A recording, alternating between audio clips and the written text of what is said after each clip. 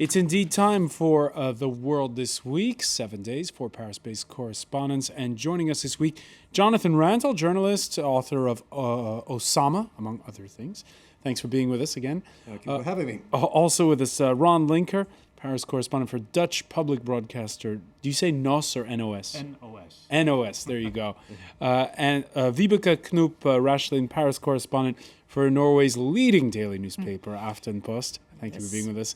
And Judah Grunstein of World Politics Review, which you can find at worldpoliticsreview.com. Thanks for being with us. Getting better, François. The World This Week, where you can always weigh in on the conversation throughout the week on Facebook and on Twitter, our handle at François F24. And the big story we've been following all week is one that has this nation coming to grips with the damage done by a homegrown extremist, Mohamed Merah, 23, from a broken home in the southwestern city of Toulouse, a juvenile delinquent who, after 2 trips to the tribal regions of Afghanistan and Pakistan, became the alleged shooter on the scooter. After twice targeting French soldiers, his cold-blooded attack on young children and their teacher at a Jewish school, stunning the French nation and the planet as a whole.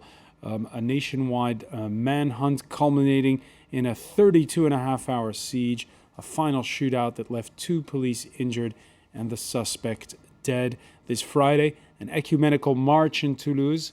Toulouse, a cosmopolitan city known for cuisine, its aeronautics industry, and its love of rugby. People wondering how a nice middle-class suburb could breed such a monster. Ron Linker, you were there. That, again, people in the neighborhood dumbfounded. Yes, absolutely. We spoke to some people there who actually met him even on Saturday, so that was in between several shootings. And they say he was a nice guy, a friendly guy, a polite guy. He made a lot of jokes. So they thought they knew him, but now they're saying, well, we absolutely did not know him.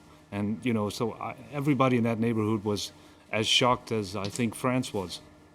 Judah Grunstein, what are some of the lessons you've learned as we begin to piece together who exactly is Mohamed Merah? Well, to begin with, I think it's important to start with the fact that this is extremely rare. Thankfully, this was a horrific act, and one of the reasons why it was so shocking is that it hasn't occurred before here in France. In Spain, there was the bombing, in London as well. That hasn't taken place since 9/11 in France. So there's that to remember. I think that in terms of lessons to be drawn, there's the question of the information trail that existed and how complicated and difficult it still is, even 11 years after this sort of global effort to improve counterterrorist techniques, how difficult it is to make sure the right information has been combined in enough databases so that there's a real vision or picture of a potential suspect. That said, until Mohamed Merah actually committed these crimes and actually passed into action, there was nothing to predict really that he was capable of that. In other words, it's sort of unfortunately the kind of crime that's very hard to predict and very hard to preempt. Jonathan Randall, this story, as Judah was saying, began as a simple crime story, since it was French soldiers who'd been shot. Then there was, 4 days later, French soldiers shot again, and that's when people went, this is not something... Well, I think it's atypical in that, and interesting, because now that we know who the shooter was, Al-Qaeda, and not just Al-Qaeda, but jihadist groups in general, and that's very important to point out that the Al-Qaeda angle, if anything, may have been exaggerated so far, that the French, all these sites, all the propaganda was France is a legitimate target because it has troops in Afghanistan. Footnote here, what's interesting is the French under Sarkozy have begun withdrawing troops. They withdrew 400 last year, more coming out this year, Hollande, who was the challenger to Sarkozy, he said he'd get all the troops out by the end of this year if he's elected. So that was peculiar. It's also interesting that not just the victims were not just French soldiers, but it happened to be Muslim French soldiers. They were, like the shooter himself, second generation, French-born. They were Boers. In other words, they were supposed to be integrated. They were integrated into French society. The proof was they joined the army. Interesting also that the shooter tried to get into the Foreign Legion and tried to get into the army. He was rejected because of his petty delinquent record as a young boy. So that you could see army in the eyes of the jihadists a legitimate target, and did he know that the soldiers he would shoot were Muslims? I don't know, but it was also very interesting that they happened to be victims. As for the Jewish school, that was one of the founding doctrines of jihadi terrorism is that the Israeli treatment of Palestinians is the absolute default position. When every other justification for Islamic terrorism fails, the one thing, the default position is always and Palestine, and the fact that that could be linked with the Jewish school, the oppression in the eyes of the jihadists, as at least they see it, of Palestine made the school, in the shooter's mind at least, a legitimate target. And as I say, it was sort of part of the founding doctrine of radical jihadi terrorism going back 20 years now. But it was interesting that he improvised that attack on the Jewish school. He was planning to shoot another soldier, but then he was too late to shoot him, and then he knew the area and said, "Let's go to the Jewish school." So, and those two trips to Afghanistan were way. Yes, but I was going to say exactly the same, that the Minister of Interior, Mr. Guéant, confirmed this, that he didn't mean to attack this Jewish school, but he did so because he missed the other target. And I have the very impression today that his main, reason for doing this is not so much linked to terrorism as a personal vengeance, because he didn't manage to join the army, and that is what he wanted to do most of all. We're seeing that Merah had been, something in my throat. Merah had been to Kandahar on one of his two trips. Mm-hmm. Kandahar, where there's a U.S. Army staff sergeant who's due to be indicted this Friday for killing on 17 counts of murder, 6 of attempted murder, and the American soldier is being called different things, but what he's not being called is what the French press have called this young man a terrorist. Mm-hmm. And there seems to be a bit of a double standard when it comes to that label. You and I were discussing it earlier in the week when it came to Anders Breivik in your country, yes. Norway. Yes, in the beginning of the week, when all this started, we could see similar patterns between Merah and Breivik in Norway. They were both planning their actions very cautiously. They were both very cold-blooded. They did some extremely cruel things. I mean, Merah, one of the children, a little girl in the Jewish school, he drew her after her hair to shoot her at a closer and film. You know, he filmed all the things. And some people thought it was a neo-Nazi. Yes, and Breivik, he also did some extremely cruel things when on this island in Norway last year. So it was, natural to think that they had things in common, and I still think they have things in common. But of course, they don't have the same ideology. I'd like to just disagree pretty vehemently with the idea that there's a parallel between the U.S. soldier and Merah.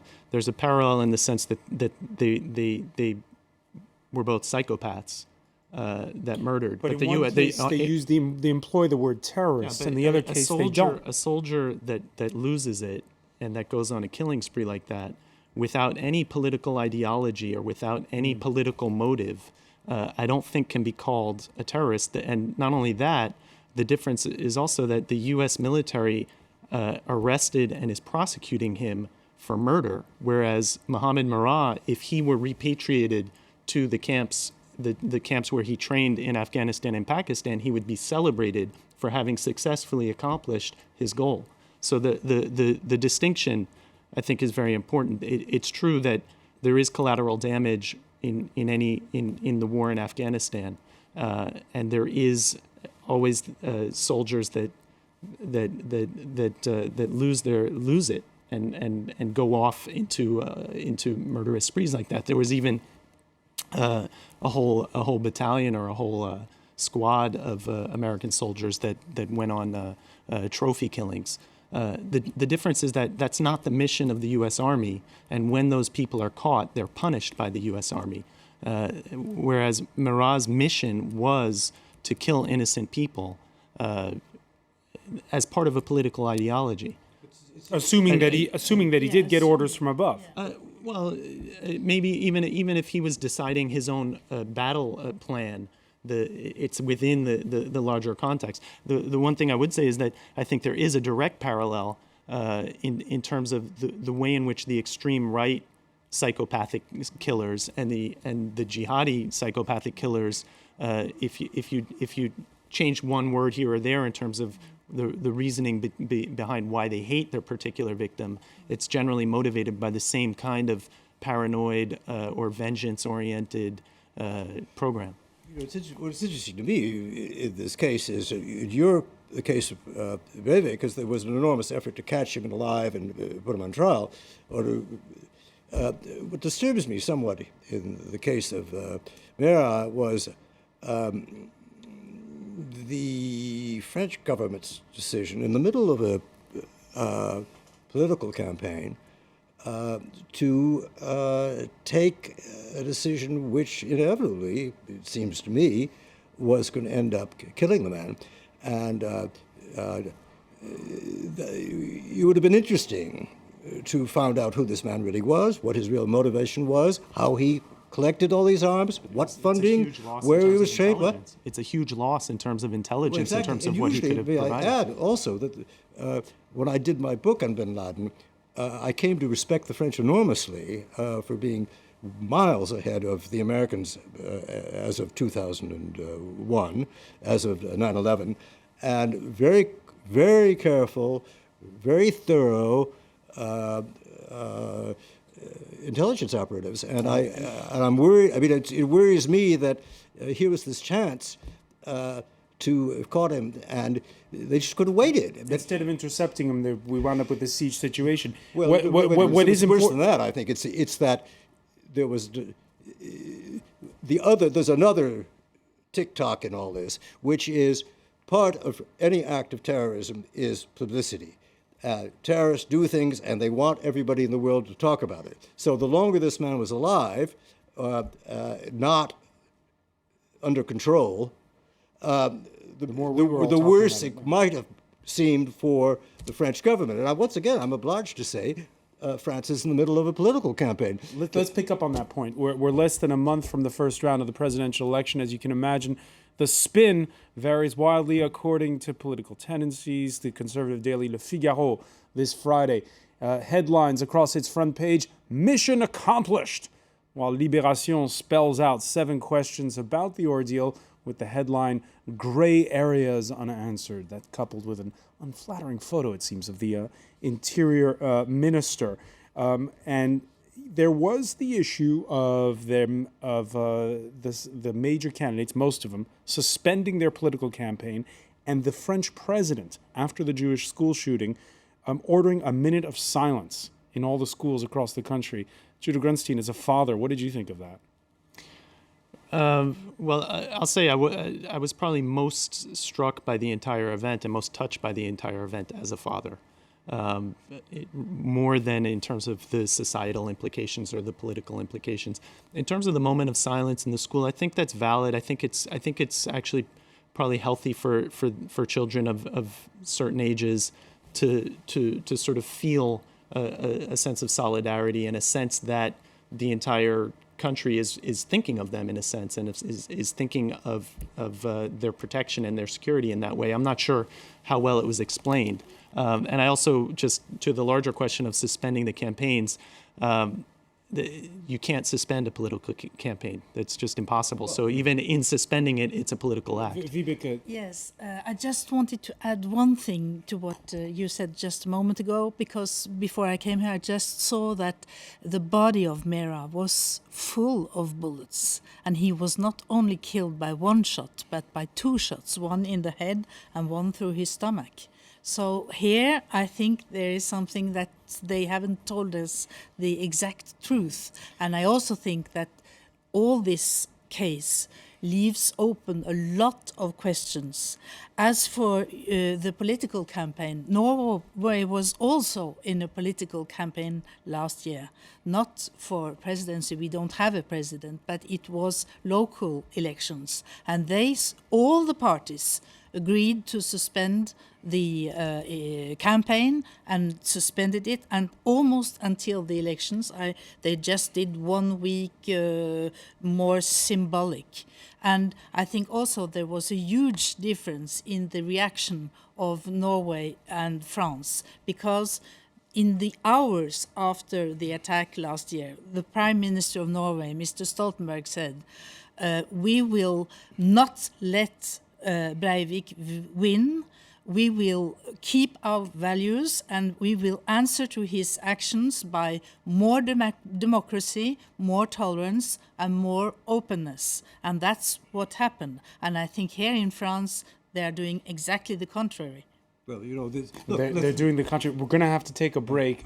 But and certainly we'll be seeing in the weeks to come, less than a month to go before that presidential election, whether or not the tone of the campaign will become a little less caustic after this ordeal. Stay with us. The World This Week continues.